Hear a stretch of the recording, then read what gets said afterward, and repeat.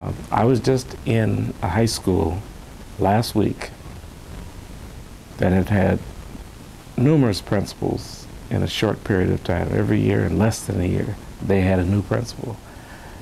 They now have a principal who's been there 4 years, and there's been a dramatic turnaround in the school. And the principal and all of the key staff, and now all of the staff, really think child and adolescent development. And they understand that their job is to help the children grow, and that as they help the children grow, they will learn. And that's exactly what's happening. The ability to lead was the principal's understanding that all of the adults had to come together and that they had to collaborate.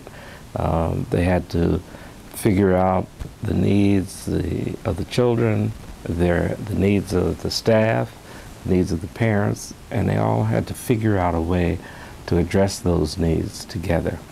And you could just feel the tone in the school.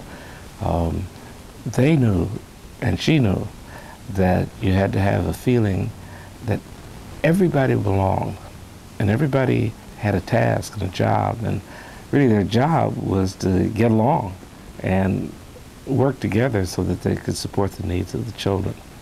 That was a mindset, and that just permeated everything. And when you talk to the students, we talked to the students, and over they said, we like this school because the teachers like us, and we can interact with them, and they respect us, and we respect them. That's the key. You have to create that kind of environment.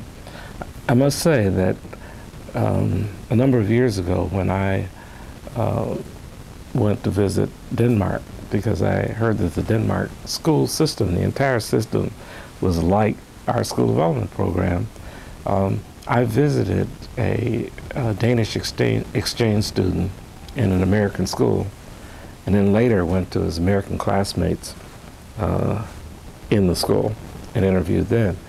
The Danish exchange student talked about caring relationships between the teachers and parents, and the support for their development, the students' development in school, that came from both the teachers and the parents, and how the whole school was organized to help them grow, and how the students wanted to achieve for themselves, but also to please the parents and the adults and so around them.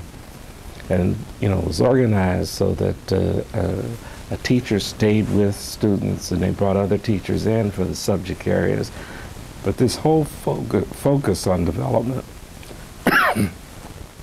this whole focus on development was very important. Well, that's what I saw in that school that was turned around, a high school. We sometimes forget that high school students are in the process of development. Very critical times. You can convince many people that little kids need support for development, but they think middle school, high school, no. Much of the acting up and acting out that you see in middle schools and high schools, because we have not provided constructive opportunities for young people to address themselves, to express themselves, and to achieve and accomplish in a constructive kind of way. And that's what I saw in that high school. And there was an understanding that children at middle, high school age need opportunities to express themselves, need opportunities to talk about the things they're troubled about. That has to be built into the curriculum, which is what, again, I saw. It was embedded in the curriculum, the activities, opportunities for young people to explore, to raise questions, to express themselves in a whole variety of ways. But all of it grew out of an understanding of development and how important it is and how it makes it possible for children to learn.